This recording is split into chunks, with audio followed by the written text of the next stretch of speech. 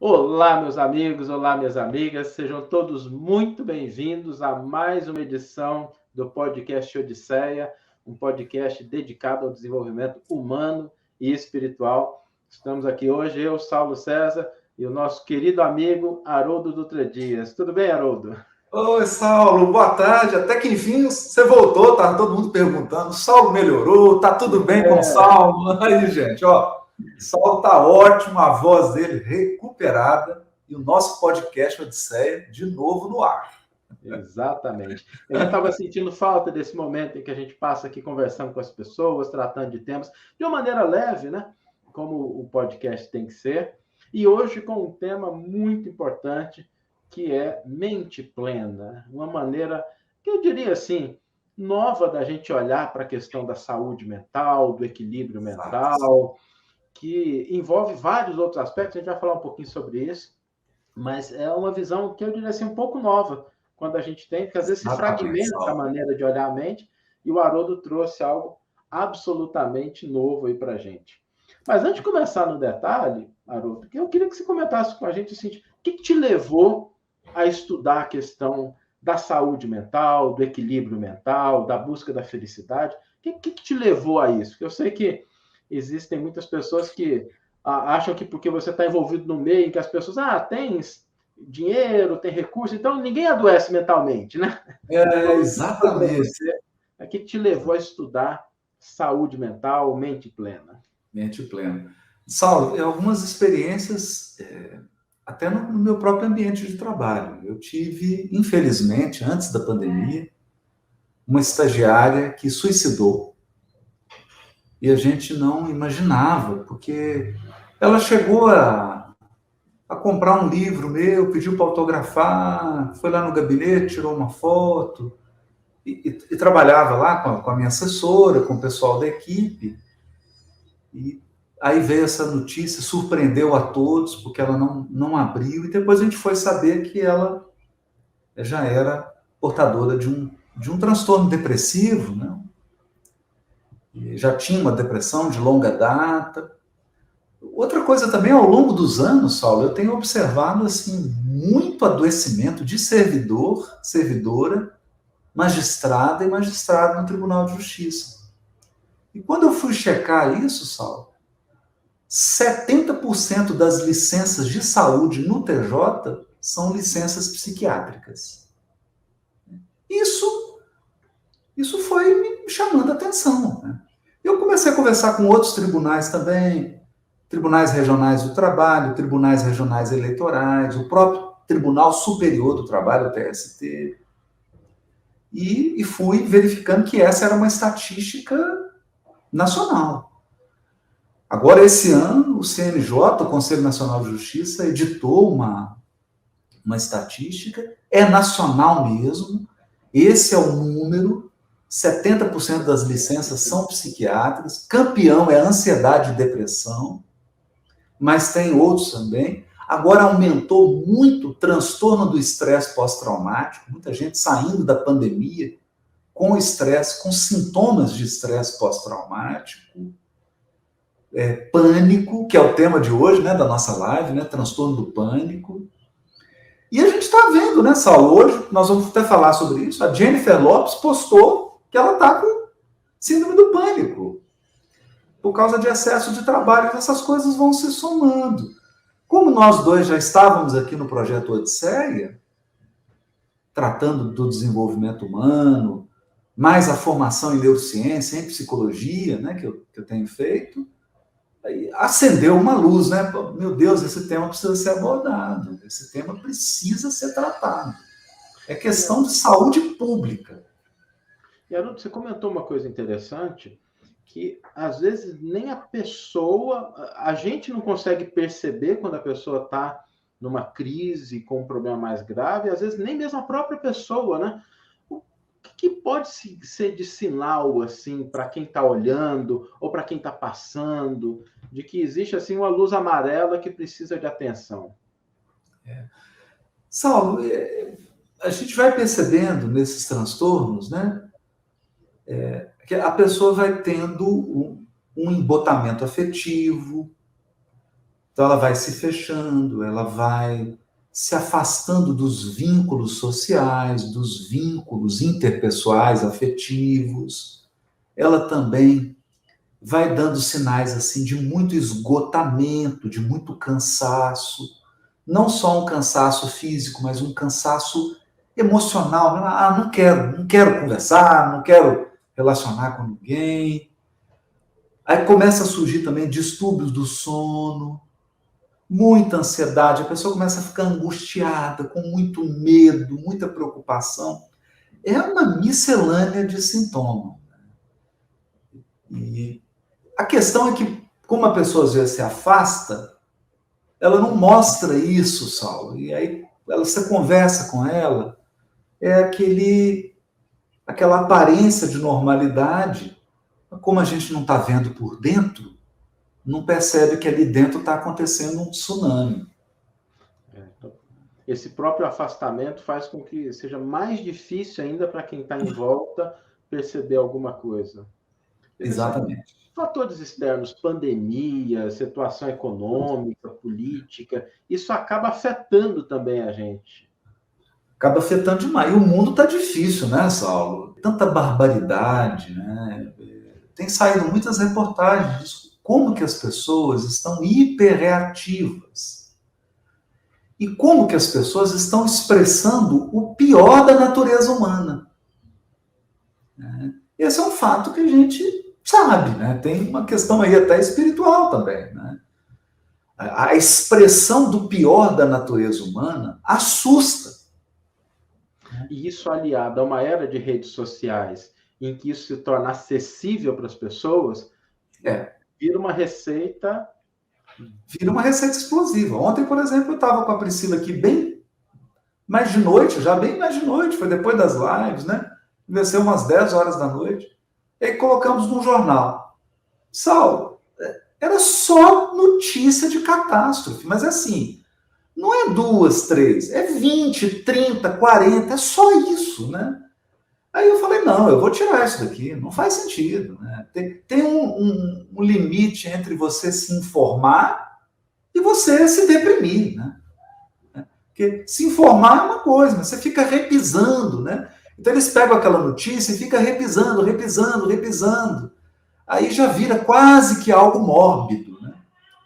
Algo mórbido, porque você fica querendo entrar nas minúcias do crime, nas minúcias do problema, sendo que você não vai atuar. Então, qual que é o sentido disso?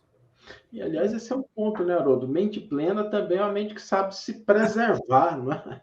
Não é só... Às vezes a gente precisa colocar uma cerca, precisa se proteger em relação àquilo que a gente está trazendo de alimento para a nossa mente. Porque a gente cuida do nosso alimento físico, você não compra comida estragada, você não deixa uma coisa que está perdendo dentro da geladeira, exato, mas às vezes a gente engole muito lixo mental, né? Muito lixo mental. E a outra coisa, né, Saulo, a gente está até vendo aí a Sandra Massucci está falando aí, né? Existe um preconceito muito grande, né, Saulo? Existe um preconceito muito grande com os profissionais da psicologia e com os profissionais da psiquiatria. Então, há uma vergonha de procurar a psiquiatria, de procurar a psicologia, profissionais, né, habilitados, mulheres e homens. O pessoal ainda tem essa dificuldade? Muito, Saulo, muito. O pessoal fala, não, psiquiatra é coisa de doido. Eu não vou conversar com nenhum psiquiatra. Eu não sou doido. E é engraçado isso, né? Porque, assim, quando você tem cálculo renal, você não tem nenhum constrangimento, nenhuma vergonha de procurar um médico, né? Mas as pessoas têm, por exemplo, vergonha de procurar um proctologista, urologista. Há muito preconceito, por exemplo, exame de próstata, fazer uma colonoscopia e procurar uma assistência de saúde mental, né? Muito preconceito. E quem tem se sente muito discriminado, né? Porque a pessoa fala, não, isso é bobagem, né? Que depressão é bobagem, isso é falta de trabalhar. Né? Você não entende que o cérebro é um órgão. O cérebro é um órgão, ele adoece, ele tem seus problemas, né? O nosso psiquismo, nós não somos só corpo, né? Nós temos uma mente, emoções, atividades psíquicas, e você pode se cansar, você pode ficar exausto, emocionalmente exausto, psiquicamente exausto. Então é importante, Saulo, a gente vencer esse preconceito, né?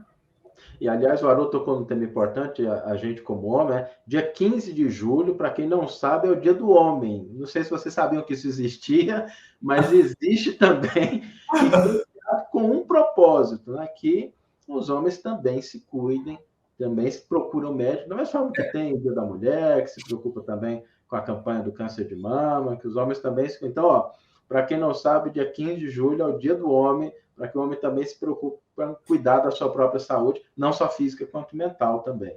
Exatamente. Essa questão do pânico ela é interessante. Eu tive um tio que sofreu síndrome do pânico e era uma pessoa que estava financeiramente estabilizada, é uma pessoa atuante na sociedade, espiritualmente, presidente de casa espírita, sabe? Alguém que estava assim, muito atuante, e de repente teve uma crise de pânico, ele fala assim, que ele não conseguia dormir. Ele tinha que ficar à noite assim, mentalizando música, porque senão ele entrava em desespero. E é engraçado, porque a gente não pode menosprezar isso. Não é só porque a gente olha externamente, não, eu estou bem financeiramente, eu estou bem emocionalmente, minha família está equilibrada. Tem causas mais profundas. Né? Muito profunda, Saulo. E às vezes, Saulo, eu lembro até, por exemplo, um vídeo muito bom, uma palestra da Brené Brown, e ela conta do marido dela, que eles foram para uma casa no campo, alugaram férias com a família, tinha um lago, e o marido dela era nadador profissional. Quando jovem, ele nadou, competiu mesmo. E ela também foi nadadora. E aí eles falaram, vamos nadar, né? Foram no lago para nadar. E ele teve uma crise de pânico nadando, só. Nadando. Então, assim, tem muito a ver com a fase da vida, a idade, a situação de vida,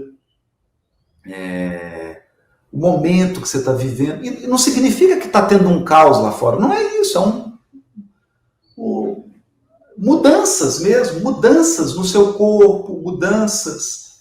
Isso pode desencadear essas coisas todas, né?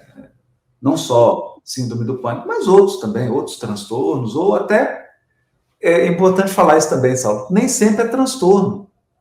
Por exemplo, o DSM, ele fala que para você diagnosticar a depressão, você precisa de 5 sintomas durante um tempo definido. Então, se tem crises, por exemplo, 2 semanas seguidas, com uma certa regularidade, às vezes 1 ano. Então, tem um tempo e tem outros requisitos, e sim. E se a pessoa tiver 4 sintomas só? E se ela tiver 3? Aí eles... Olha que interessante isso. Aí você não é diagnosticado com um transtorno, mas os profissionais dizem que você tem traços de depressão, traços de síndrome do pânico. Você tem traços. Ou seja, ou aquilo está evoluindo para um transtorno, ou está estabilizado, mas você tem aqueles traços. Isso significa que você deveria dar uma atenção maior. Aí que a gente pensou no mente plena, porque o mente plena não é só adoecimento mental. Mente plena é cuidar da mente de uma maneira integrativa, de uma maneira plena, pensando não só em saúde mental. Não só em saúde mental, porque às vezes você não está doente, ao menos agora. E a gente tem um caso, né, Haroldo, no projeto Odisseia, que é a Luciana, que teve síndrome do pânico. Depois ela escreveu um livro, e eu achei interessante que ela mandou uma mensagem para a gente essa semana, dizendo que ela foi numa rede de TV falar sobre o livro dela, sobre a experiência dela, e o quanto ela se sente grata ao projeto Odisseia, porque, nas palavras dela, né, mudou a vida dela. Acho que um dia a gente até pode chamar a Luciana para conversar Pois para ela contar para a gente. A gente trazer as pessoas, o pessoal achar interessante, trazer as pessoas do projeto Odisseia para conversarem, trazer a experiência, bater esse papo leve aqui com a gente no podcast, vai ser muito interessante. Agora, Haroldo, tem uma coisa que afeta todos nós, né? você falou dos graus, né? Tem 4, atenção. O que a gente tem que fazer para prevenir esse tipo de situação? Isso. Então, Saulo, aqui no Mente Plena, que é esse programa de 7 passos, né, para desenvolvimento da mente plena, é um dos cursos aqui do Odisseia, que a gente está lançando agora, final de julho, né, e também os programas que a gente tem no Projeto Odisseia. A gente gosta de trabalhar com um conceito que é de bem-estar psíquico. Não só saúde, porque quando você fala saúde mental, então você já adoeceu, já foi diagnosticado, e aí não tem jeito. Não tem mágica. Você vai precisar de um acompanhamento psiquiátrico, de um acompanhamento psicológico, de um acompanhamento médico, porque aí envolve questões de dieta, de exercício físico, mais o remédio, mais a terapia. Então, você precisa de uma assistência da área da saúde. Depois que o carro estraga, não adianta depois dar aula para o motorista, né? Exatamente. O carro pifou no meio da rua, você tem que chamar o reboque e levar para a oficina. Mas a gente tem que pensar no antes. E esse é um conceito importante, Saulo. Porque tem prevenção. E mais, mesmo a pessoa portadora de qualquer tipo de transtorno, se ela estiver bem amparada, ela pode viver com bem-estar psíquico. Ela pode viver bem. Né? Porque o pior problema é quando você está a céu aberto. Você não tem nenhuma assistência, você não tem... E veja só, tem pelo SUS, tem o CAPS, tem o SERSAM, tem todo esse trabalho de assistência. Tem pelo SUS. Mas tem que procurar. Agora, se eu deixar para procurar na última hora, a hora que eu estiver na crise, aí eu vou enfrentar fila, aí eu vou ter dificuldade. Então, eu preciso procurar esses serviços de uma forma programada, sem pressa, né? E é isso que a gente trabalha, sabe, Saulo? O conceito de bem-estar psíquico. O que eu posso fazer para fortalecer a minha mente, ainda que eu seja portador de um transtorno? O que eu posso fazer para fortalecer minha mente? Aí começa. Selecionar o que eu assisto, meditação, mindfulness, alimentação, exercício físico, ouvir podcast, vídeo, live, que te coloca para cima, que tem uma série de estratégias pequenininhas que tem um impacto gigantesco, né, Sal? Gigantesco. Essas estratégias pequenas, você falando aí, estão acessíveis, não são coisas que não, muito distantes, porque tudo que o Haroldo está colocando são coisas que a gente pode colocar no nosso dia a dia, acordar e a gente ler uma página que seja uma página edificante para você, ter uma mente voltada para as boas coisas, filtrar o que a gente vê na rede social. Rede social não é um demônio, mas tem que ser utilizado da maneira correta. Exato. Não só o podcast Odisseia, mas outros programas também trazem coisas positivas para a gente se conectar. Agora, tem uma coisa que eu acho interessante, que no Mente Plena você fala um pouco de felicidade. E esse é um tema interessante, porque acho que a gente fala muito de felicidade, mas às vezes a gente não sabe definir isso. Né? Não sabe, O que é felicidade para a gente? Né? E aí, é bom, Saulo, eu digo assim, a gente vai aprendendo, quando você tem um conceito muito complicado, você tem que começar pelo que não é. Né? Então, felicidade não é prazer. A gente já teve um podcast aqui que a gente falou sobre isso. Felicidade não é prazer. Gente, prazer é maravilhoso, é ótimo, não tem problema nenhum.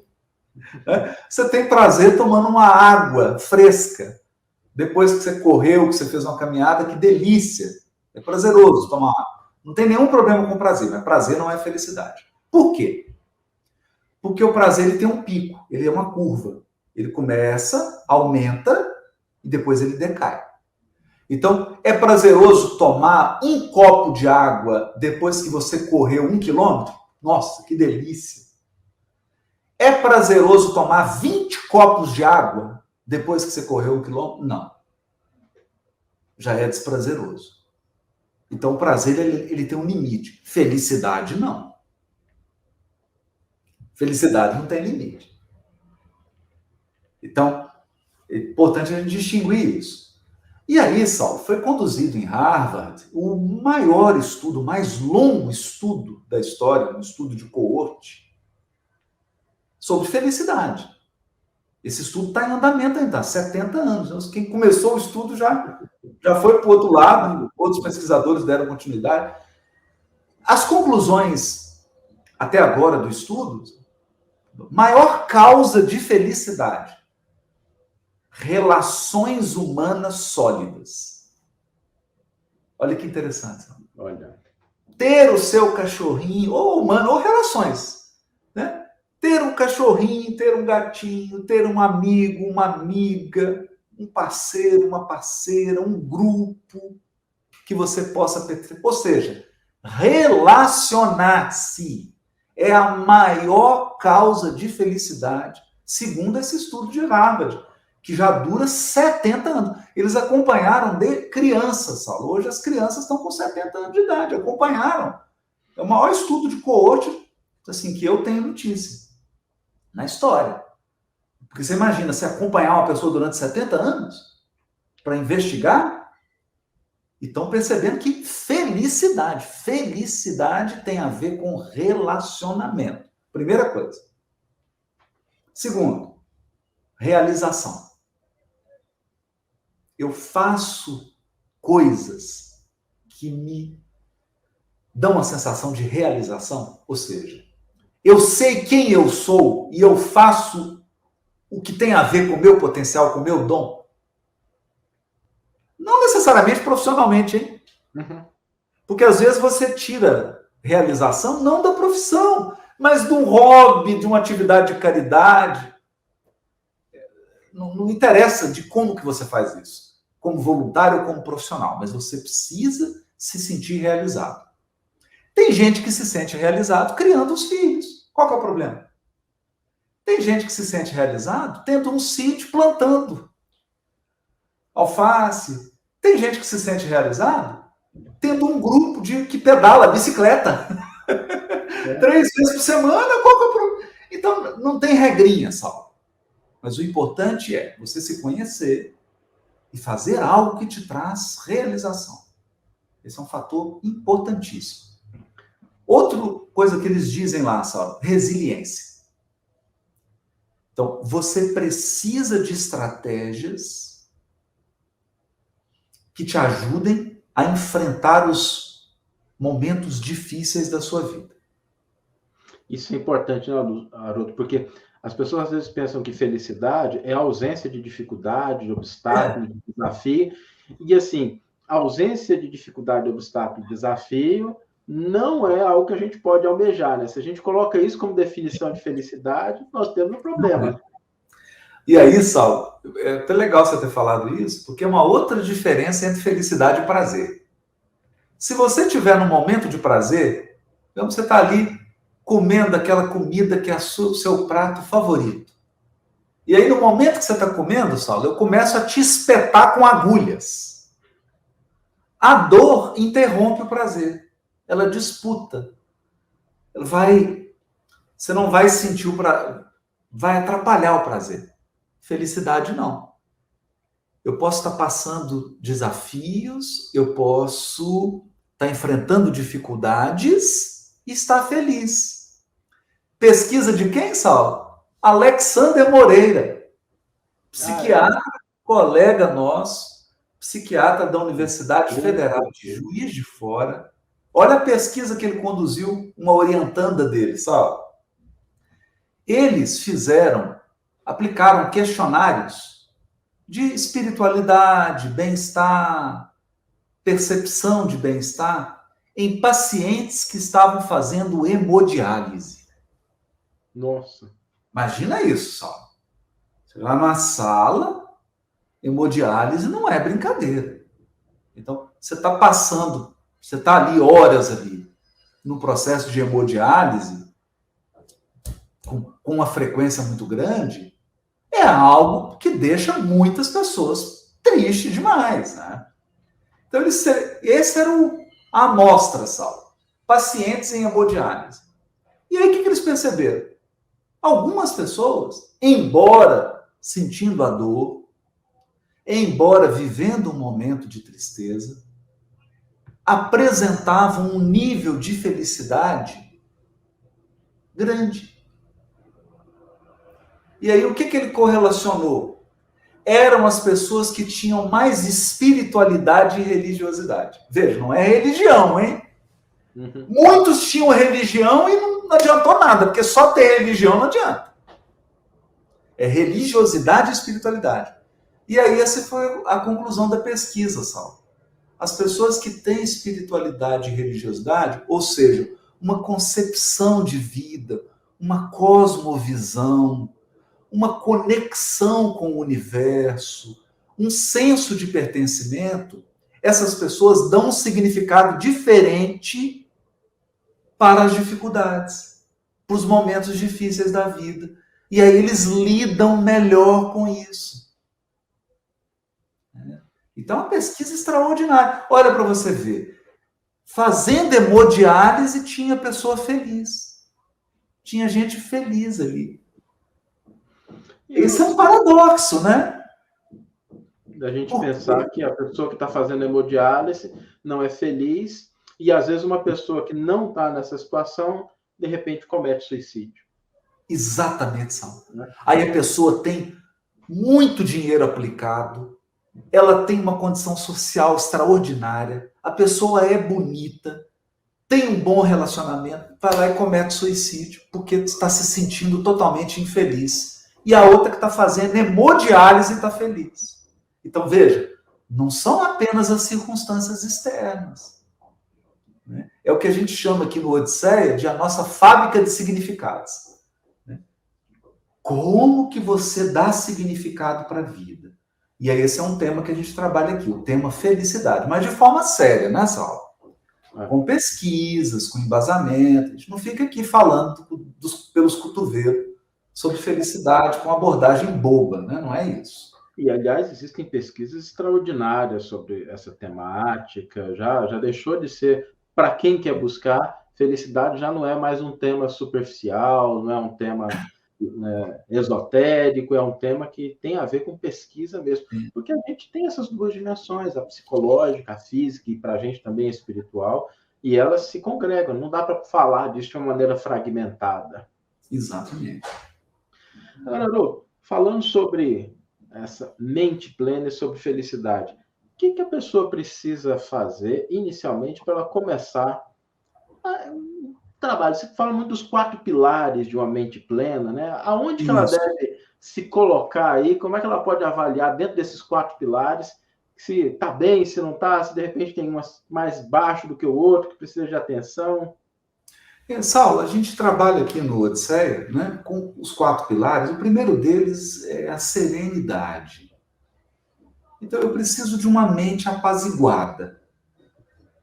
E aí isso é condicionamento. É igual a pessoa que corre 2 quilômetros por semana, a pessoa que pratica o esporte, é condicionamento. Mente serena é uma mente condicionada. Porque a pessoa acha que vai cair do céu. Assim, a serenidade vai cair. Ai, deixa eu pegar. Nossa, caiu do céu. Peguei a serenidade. Não é assim. Serenidade é condicionamento mental. E qual a melhor forma de condicionar? Meditação, mindfulness. É você treinar isso. Treinar esse contato com a sua mente, com as suas emoções. Ter estratégias para você serenar a sua mente. Isso é tão importante, né? Porque as pessoas pensam que, não, a mente serena, eu vou conquistar a mente serena de uma hora para outra. Ela acha que é sorteio de shopping, né? Quando você compra no shopping, aí coloca o cupom lá na urna, depois liga, olha, você foi sorteado. Gente, não existe isso. Ninguém é sorteado com serenidade. Serenidade é algo que você conquista e que você pode perder.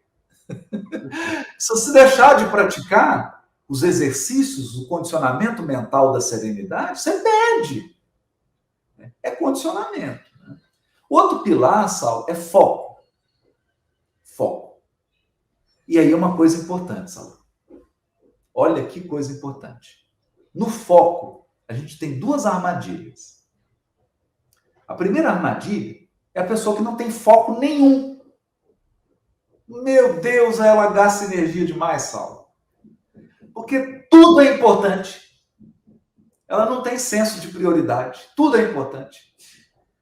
E o que acontece, Saulo? Nós não temos energia para prestar atenção em tudo. Nós somos seres humanos. Nosso cérebro é limitado.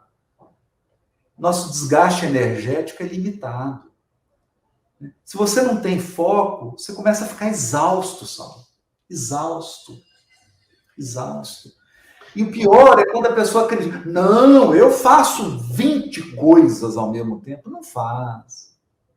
Com a mesma qualidade, não faz.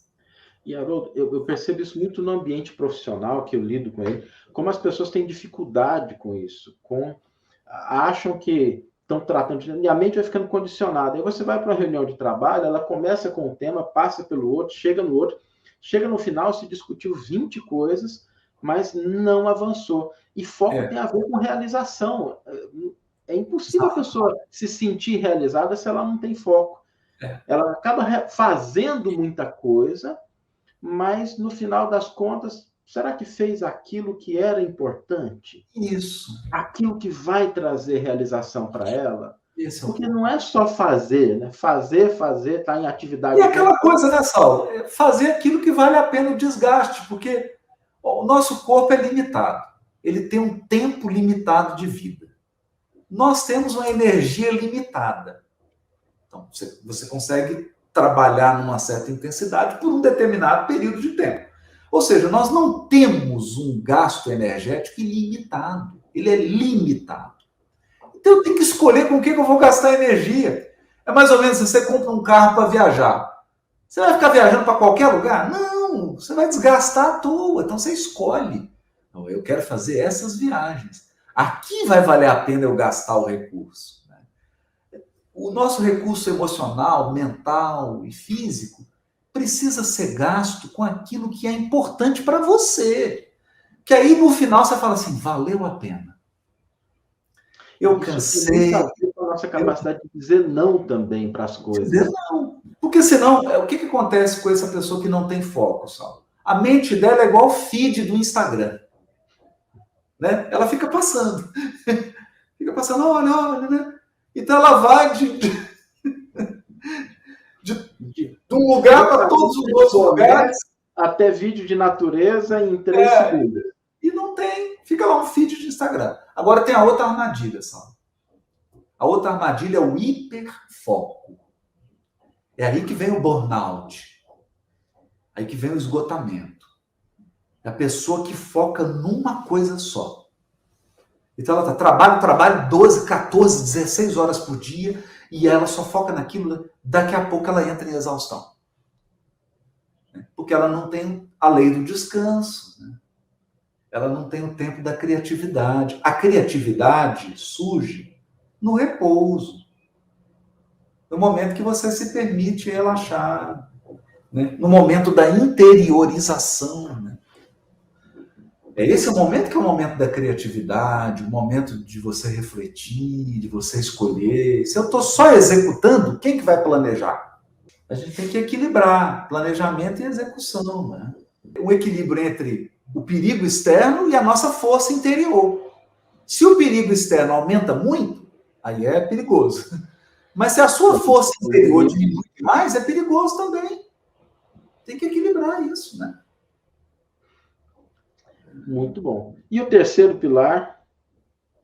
E o terceiro pilar é o que nós estamos falando aqui, que é o pilar do bem-estar físico, do bem-estar mental. Bem-estar mental. Então, veja.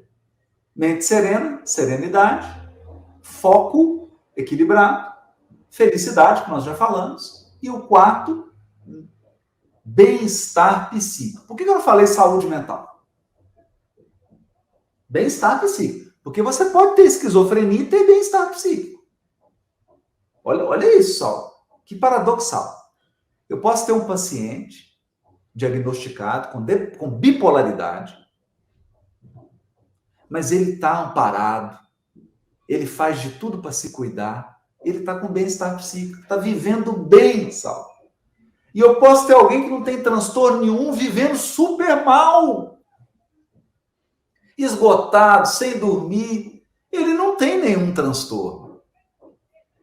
Se você for lá fazer um diagnóstico, não tem transtorno nenhum. Mas vivendo bem ele está? Não está. Não está vivendo bem. Então, bem-estar psíquico não é alguma coisa que está relacionada com a presença ou não de algum transtorno. Algum transtorno de alguma doença. Não tem nada a ver uma coisa com a outra. Então, eu posso, mesmo sendo portador de um transtorno, eu posso cultivar e viver com bem-estar psíquico. Que isso é uma orientação da OMS, Saulo. Ele diz assim, saúde não é só ausência de doença. Isso já foi superado. E é um conceito... O fato de você não ter nenhuma doença não significa que você está saudável, não. Você está saudável? Estou, não estou com nenhum problema. Não é só isso, né? Não é só a ausência de uma enfermidade, não é só a ausência de um problema que vai definir seu estado de saúde ou de bem-estar. Né? Exatamente. Haroldo, você comentou de algumas coisas interessantes para a gente colocar em prática, né? E você falou muito da comunidade, das relações, né? Como é que a gente pode construir relações, como é que a gente pode construir, fazer parte de comunidades que tenham sentido, que nos ajudem a equilibrar? Como é que você faz isso na sua vida? Como é que você seleciona as comunidades, as suas relações? Saulo, a gente tem falado muito disso aqui, toca em outra área aqui do Projeto Odisseia, né? A gente deve selecionar as nossas relações por um critério. O critério é propósito. É claro que existem relações que a gente não seleciona. Isso é importante, né? Por exemplo, você não seleciona seus pais. Você nasceu, tem seus pais lá, tem sua família. Essas relações foram dadas. E aí a gente precisa aprender a cultivá-las, a lidar com elas. Porque você pode ter na sua família pessoas muito adoecidas psiquicamente. Então você precisa saber lidar com elas, para que você também não adoeça. Isso é uma coisa. Agora, nós estamos falando aqui das relações que você escolhe.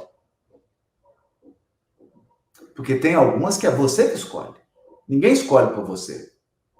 Você pode até não saber que você está escolhendo, mas você está. Nessas relações, o ideal é que a gente escolha pelo propósito. Pessoas que compartilham os nossos propósitos, os nossos valores, os nossos princípios. Não significa que eu vou ter preconceito, que eu vou discriminar de jeito nenhum. Não é isso. Você não vai discriminar ninguém. Você não vai desmerecer ninguém. Mas estabelecer relacionamento é outra coisa. Estabelecer relações é criar intimidade. Para eu criar intimidade, tem que ser com pessoas que têm meus valores, meus princípios, meus propósitos. Porque aí tem uma soma. Aí soma. Aí aquilo energiza, né? Você cria uma sinergia, uma interdependência, e isso te fortalece. Te fortalece demais. Não tem nada de errado com o que você... Alguns gostam de um tipo de coisa, outros gostam do outro, mas se a gente está interagindo com pessoas que gostam, que se afinizam com coisas muito diferentes daquilo que a gente traz, a gente acaba não tendo essa possibilidade de crescer, de aprender. E assim, por exemplo, Saulo, tem pessoas que se sentem tão bem pedalando. Tem grupo, pedala no sábado de manhã, no domingo. Tem aquele grupo grande que anda de bicicleta, compra roupa, compra bicicleta e tal. Eu, por exemplo, gostaria muito, mas eu operei os 2 joelhos. Não tem como, Saulo. Eu não consigo pedalar. Eu não consigo pedalar 2 quilômetros. Não havia. Meu joelho os 2 são operados. Não tem. Eu faço o exercício, né, de fortalecimento, mas não é um exercício que eu saio pedalando nas ruas, não é isso, né? Não tem como. Então, tem como eu participar desse grupo? Não tem, veja. Então, eu tenho que selecionar um outro grupo que eu possa participar. É isso, cada pessoa tem suas questões, cada pessoa tem suas necessidades, tem momento de vida. Você pega um casal novo, por exemplo, está com uma criança recém-nascida. Gente,